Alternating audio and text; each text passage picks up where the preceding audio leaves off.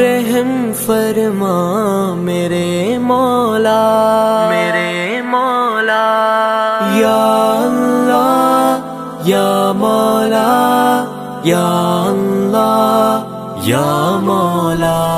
نمازی پڑھو تم تلاوت کرو نا، نمازی پڑھو تم تلاوت کرو نا، گناہوں کو چھوڑو عبادت کرو نا، کورونا کے خالق کی اطاعت کرو نا، کورونا تمہارا نہ کچھ کر سکے گا، کورونا کے خالق کی اطاعت کرو نا۔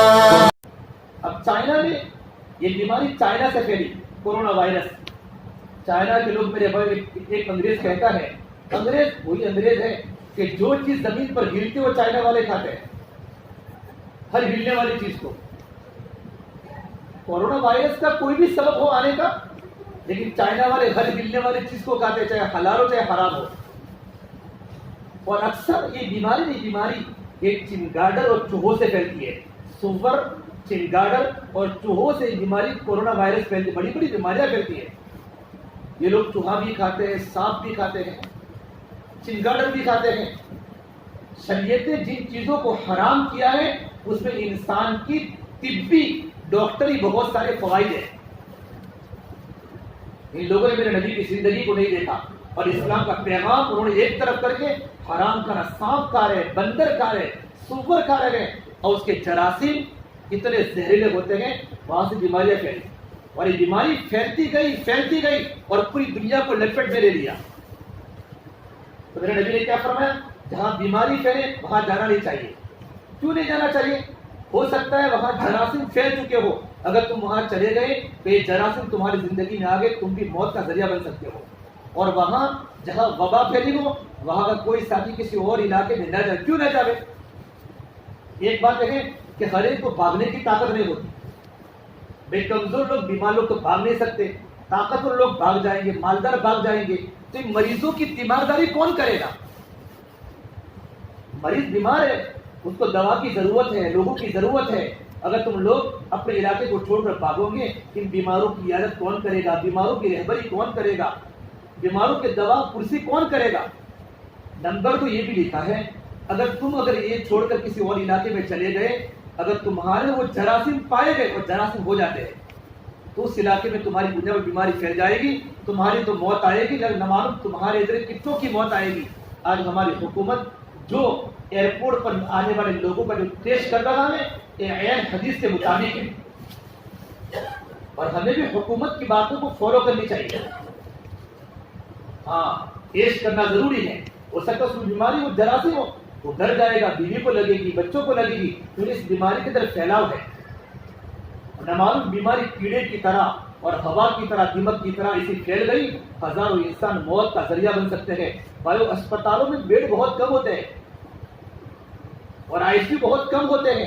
اگر بیماری بہت زیادہ دنیا میں پھیل گئی تو انسانوں کو زندگی گزارنا مشکل ہو جائے گا، اسپتالیں کم پڑ جائیں گی، اور یہ ہوا ہے۔ اس نے یہ ساری کی ساری تدابیر احتیاطی تدابیر ہیں، ان پر ہم سب کو عمل کرنا چاہیے۔ لیکن ایمان والے کا عقیدہ کیا ہونا چاہیے؟ موت و حیات اللہ کے قبضے میں ہے۔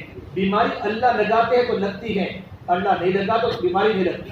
پھر اللہ کے نبی صلی اللہ تبارک و تعالیٰ علیہ وسلم نے اسباب پر عمل کیا ہے۔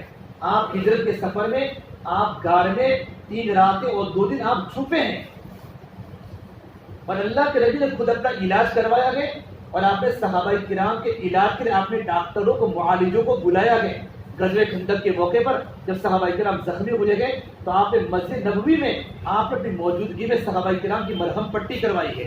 تو علاج کرانا بعض مرتبہ فقہا کے نزدیک واجب ہے اور بعض مرتبہ مستحب ہے، کیونکہ دنیا دار و اسباب ہے۔ بیماری بھی اللہ دیتا ہے، لیکن بیماری کا علاج ضروری ہے اور پرہیزی ضروری ہے۔ اس لیے میرے بھائیوں، ایسے حالات میں ہمیں کرنا کیا ہے؟ ایمان والا ڈرتا نہیں ہے۔ اب ایمان والا ڈر کے نہ مارے، پھر چلو موت تو حیات تو اللہ کے قبضے میں ہے، امبر ٹاور چلو، گلیوں میں چلو، 5 کی ٹولی، 10 کی ٹولی، یہ غلط ہے۔ یہ ہمارے سارے علماء کے اس بات پر اتفاق ہے، ہمارا یقین اللہ کی ذات پر ہو، ہمارا عقیدہ تزلزل کا شکار نہ بنے، ہم اللہ کی ذات پر یقین کریں، لیکن احتیاطی تدابیر کے ساتھ اپنا وقت اپنے گھر میں گزارا کریں۔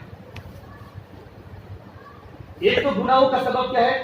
آنے والے طوفان کا سبب، تعاون کا سبب گناہ ہے. ہم گناہوں سے استغفار کریں، ہماری زبان پر استغفار ہو. استغفار روزی کے لانے کا بھی ذریعہ ہے، اور استغفار اللہ کے عذاب کے ٹالنے کا بھی ذریعہ ہے. نوح علیہ السلام کی قوم نوح علیہ السلام کو شکایت کی، اے نوح ہم غریب ہیں، ہمارے بچے نہیں ہیں، ہماری کھیتیوں میں کمی ہے. تو تمام کا علاج کیا بتایا؟ استغفروا ربکم انہ کان غفارا یرسل السماء علیکم مدرارا ویمددکم باموال وبنین ویجعل لکم انہارا. اے میری قوم، تم اللہ سے استغفار کرو، اللہ تمہارے گناہوں کو معاف کرنے والا ہے. تمہاری گناہوں کی معافی پر اللہ کیا کرے گا؟ اللہ بارش کا نظام چلائے گا، اللہ تمہیں اولاد دے گا، اللہ مال میں برکت دے گا، اللہ تمہاری تجارت میں برکت دے گا اگر تم گناہوں سے استغفار کرو. اب دیکھو ماشاءاللہ یہ بیماری کب سے چلی ہے؟ ہمارے انڈیا میں 3 لاکھ، ہم پورے ورلڈ میں 3 لاکھ سے زیادہ کیسز آ چکے ہیں، لیکن اکثر لوگوں کو اللہ نے شفا یاب بنایا ہے. 1 لاکھ سے اوپر تو شفا یاب ہو چکے ہیں. موتیں کتنی ہوئی؟ 10-11 ہزار، زیادہ موتیں نہیں ہوئی. تو ایسا نہیں جس آدمی کو کورونا وائرس کی بیماری ہو جائے وہ مر جاتا ہے، یہ غلط بات ہے. ایسا نہیں ہے، اس کی دوائیں موجود ہے، ہر بیماری کا علاج ہے. لکل داء دواء، ابو داؤد شریف کی روایت ہے، اللہ نے ہر بیماری کا علاج لکھا ہے. موت کے علاوہ ہر بیماری کا علاج اسلام میں موجود ہے. صاحب رہی مسئلہ کہ بھئی اس بیماری کا علاج نہیں ملا، تو وہاں سائنسدانوں کی ابھی تک وہاں تحقیق نہیں ہوئی. اللہ تعالیٰ نے ہر بیماری کا علاج دنیا میں اللہ نے اتارا ہے، اور ماسوس کا علاج بھی مل چکا ہے. کہ بہت کم موتیں واقع ہو رہی ہے، ورنہ روزانہ میرے بھائیوں یورپ کے ممالک کے 22 سیکنڈ میں 40 افراد روز کیا کرتے ہیں؟ آتم ہتیا کرتے ہیں، بے چینی کی بنیاد پر. آپ روزانہ رپورٹ پڑھو کتنی موتیں ہوتی ہیں اس بیماری کی بنیاد پر. نہیں، ایسے لوگ مر جاتے ہیں گناہوں کی وجہ سے. اسے ہمارا عقیدہ ہو کہ کرنے والی ذات صرف ایک اللہ کی ہے. موت اللہ دیتا ہے، زندگی اللہ دیتا ہے، بیماری اللہ دیتا ہے. لیکن ہمیں ایسے وقت میں کیا کرنا؟ میرے نبی نے حدیث پاک سنائی، اور اللہ کے نبی صلی اللہ تبارک و تعالیٰ علیہ وسلم نے مصیبت سے بچنے کی دعائیں تلقین کی ہیں. آپ نے اپنی امت کو یتیم نہیں چھوڑا ہے. پہلے بات بتایا کہ امت استغفار کرے، اور میرے قرآن میں اللہ نے کہا ہے جب تک یہ امت استغفار کرے گی اللہ کا عذاب زمینوں پر کبھی نہیں آئے گا. اور بس استغفار کیا ہے؟ من لزم الاستغفار جعل اللہ من کل ضیق مخرجا. یہ استغفار کو لازم پکڑتا ہے زبان پر، اللہم اغفر لی وارحمنی، اللہم اغفر لی وارحمنی، استغفر اللہ استغفر اللہ. لیکن دل کی ندامت کے ساتھ اپنے گناہوں کو یاد کر کے آدمی زبان سے استغفار پڑھے اور دل میں روے، اللہ میں نے یہ گناہ کیا تھا، اللہ میں نے یہ گناہ کیا تھا، اللہ میں نے یہ گناہ کیا تھا، میں نے رات کو یہ گناہ کیا تھا، اللہ تو مجھے معاف فرما دے. آدمی گناہوں کو یاد کر کے روتا ہے نا، تو استغفار کی برکت سے اللہ پاک اس کو ہر تنگی سے نکالتے ہیں، اور اللہ پاک اس کو ایسی جگہ سے روزی بھی دیتے ہیں کہ انسان نے کبھی سوچا بھی نہیں. وَيَرْزُقْهُ مِنْ حَيْثُ لَا يَحْتَسِبُ. اس آدمی کو استغفار روزانہ کرنے چاہیے. اب بتاؤ یہ بیماری ہم نے کب سے سنی ہے؟ ہماری نمازیں بڑھی. آج تو ماشاءاللہ چھٹی کا دن تک مسجد بڑی ہوئی ہے. کیا فجر کے نمازی بڑھے؟ کیا میرا اور آپ کا اللہ کے راستے کا خروج بڑھا؟ کیا راتوں کا میرا اور آپ کا رونا بڑھا؟ ہمارے بچوں میں کیا پردے کی پابندی ہوئی؟ تو اللہ حالات اس لیے رہتا ہے کہ بندے اللہ کی طرف متوجہ ہو. وَلَنُذِيقَنَّهُم مِّنَ الْعَذَابِ الْأَدْنَىٰ دُونَ الْعَذَابِ الْأَكْبَرِ لَعَلَّهُمْ يَرْجِعُونَ. میرا اللہ فرماتے ہیں بڑے عذاب کے آنے کے پہلے ہم چھوٹے چھوٹے عذاب کے جھٹکے مارتے ہیں تاکہ تم اللہ کی طرف متوجہ ہو جاؤ. اور یہ حدیث پاک کا خلاصہ ہے میرے بندو، حدیث قدسی ہے، جب تم میری فرما برداری کرتے ہو اور میری اطاعت کرتے ہو تو میں راضی ہو جاتا ہوں. فَرَضِيتُ بَارَكْتُ، میں راضی ہوتا ہوں تو برکتیں اتارتا ہوں. اللہ جب راضی ہوتا اللہ پاک برکتیں اتارتا ہے، اور میری برکت کی کوئی انتہا نہیں ہوتی. اولاد میں برکتیں، ماں میں برکتیں، تندرستی میں برکتیں. اللہ تبارک و تعالیٰ کو راضی کرو گے اللہ برکتیں اتارے گا. اور آگے کیا فرمایا؟ میرے بندو جب تم میرے نافرمان ہو جاتے ہو، تمہاری نمازیں چھوٹتی ہیں، میرے احکام تم توڑتے ہو، اور میرے نبی کی سنتوں کی تم مذاق کرتے ہو، تو میں ناراض ہو جاتا ہوں. اور جب میں ناراض ہو جاتا ہوں ناراض میں لعنتیں برساتا ہوں. وَإِذَا غَضِبْتُ لَعَنْتُ، جب میں ناراض ہوتا تو لعنتیں برستا ہوں. اور لعنت کیا ہوتی ہے؟ وَإِنَّ اللَّعْنَةَ مِنِّي لَتَبْلُغُ 7 مِنَ الْوُلْدِ، اور میری لعنت تمہاری 7 پشتوں تک چلی جاتی ہے. دادا گناہ کرتا ہے پودرے گناہوں کی نحوست کو بھگتتے ہیں. جس طرح برکتوں کا ایک زمانہ ہوتا ہے، نحوستوں کا بھی زمانہ ہوتا ہے. لعنت بڑی خطرناک چیز ہے. اللہ نے قرآن کریم میں جھوٹوں پر لعنت فرمائی، اللہ کی نافرمانی کرنے والوں پر لعنت فرمائی. ایک مرتبہ اللہ کے نبی کے ساتھ صحابہ کرام سفر کر رہے تھے، ایک صحابی نے اپنے اونٹ کو لعنت فرمائی تو ملعون ہے. آپ نے فرمایا اس اونٹ کو اپنے قابلے سے الگ کر دو، اس لیے کہ ایک اونٹ اللہ کی لعنت میں آ چکا ہے. اتنی بڑی خطرناک اللہ کی طرف سے وعید ہے. اس سے میرے بھائی میں اور آپ سب سے بڑا کام کیا ہے؟ استغفار. ہم تنہائی میں اللہ کے سامنے روے، میاں بیوی روے اور اپنے بچوں کو رلاوے. رات کے گھر میں مسجد میں آنے کی ضرورت نہیں ہے. گھر میں راتوں کو اٹھو، دن میں آدمی استغفار کرے. رات کو 4 بجے 4:30 بجے ایک نوجوان لڑکا اٹھے، اس کی ماں اٹھے، اس کے ابو اٹھے اور مصلی بچھا کر اللہ کے سامنے روئیں گے. میرے بھائیو اللہ کو رحم آ جائے گا. تو یہ آنے والے حالات میرے اور آپ میں رحمت بن جائے گی. کیا بن جائیں گے؟ رحمت بن جائے گی. تو نمبر 1 استغفار ہے. ہماری ذمہ داری میں اللہ کے سامنے استغفار کرے، گناہوں سے توبہ کرے.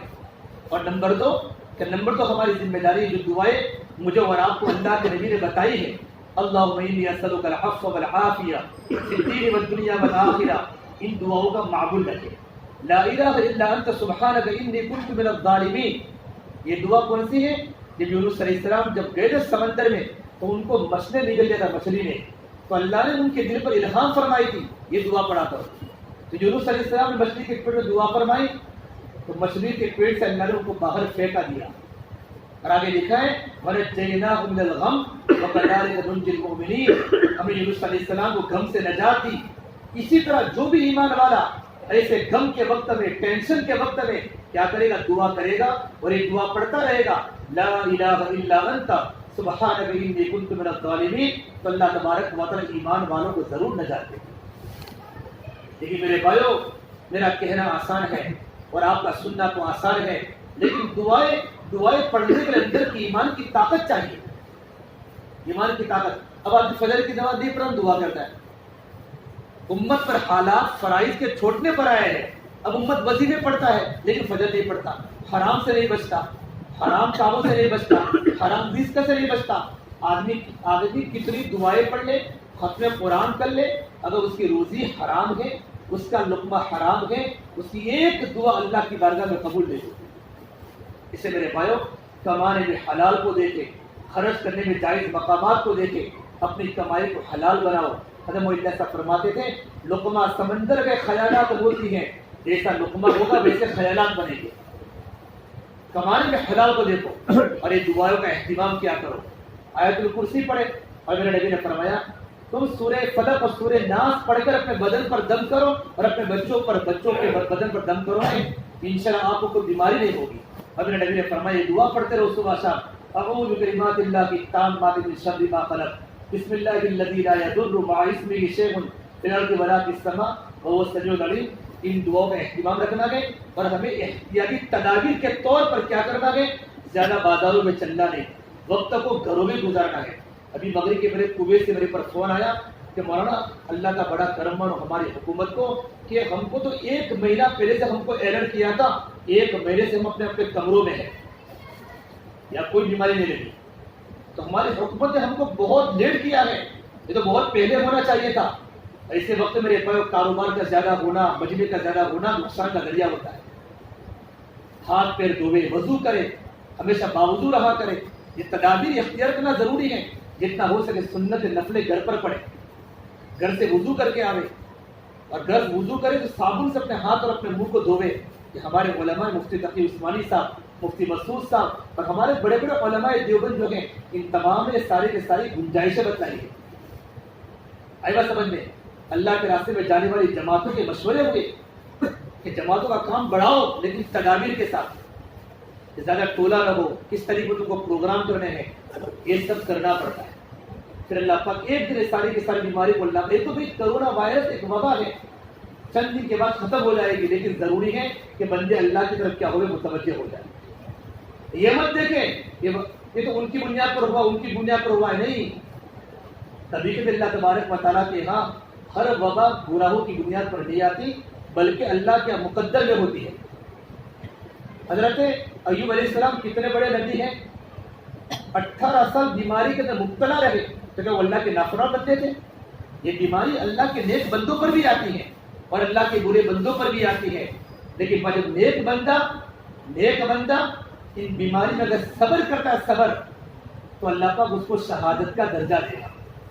موت آ گئی تو شہادت کا درجہ دے گا، اگر موت نہ ہی دنیا میں زندہ رہا لیکن اس مصیبتوں پر سن کر صبر کرتا رہا، اللہ سے دعا کرتا رہا، تو تب بھی اس کو اللہ پاک موت کے بعد شہیدوں والا اللہ پاک کیا دے گا؟ اجر دے گا۔ یہ بخاری شریف کی روایت ہے۔ میں آئی نا سمجھ میں؟ ماشاء اللہ ہمارا پورا کا پورا مجمع ایسے حالات میں اللہ سے توبہ کرے، استغفار کرے، دعاؤں میں اہتمام کرے، نمازوں کی پابندی کرے۔ آج سے میں ارادہ کرے گا ماشاء اللہ میں نماز کی پابندی کر دی کہ جتنا بڑا مجمع بیٹھا نہیں یہاں، جتنا ہمارا مجمع فجر کی نماز میں ہونا چاہیے۔ بھائیو اب تو عورتیں گھروں میں رو رہی ہیں، ہمارے علماء کرام رو رہے ہیں، آگے خطرناک حالات آنے والے ہیں، دجال کا فتنہ، یاجوج ماجوج کی قوم کا فتنہ، یہ کوئی معمولی فتنہ نہیں ہے، اتنی چھوٹی سی بیماری پر پورا ملک ڈر گیا۔ آنے والے حالات کا سامنا کون کر سکے گا؟ ایمان والا جس کا یقین اللہ تبارک و تعالیٰ کی ذات پر ہوگا۔ اسے ہم گھبراوے نہیں، مقدر میں ہوگا وہی ہوگا۔ ہم اللہ کی ذات پر یقین رکھیں، خوف و ہراس کو بالکل نہ پھیلائیں۔ ایک بات کی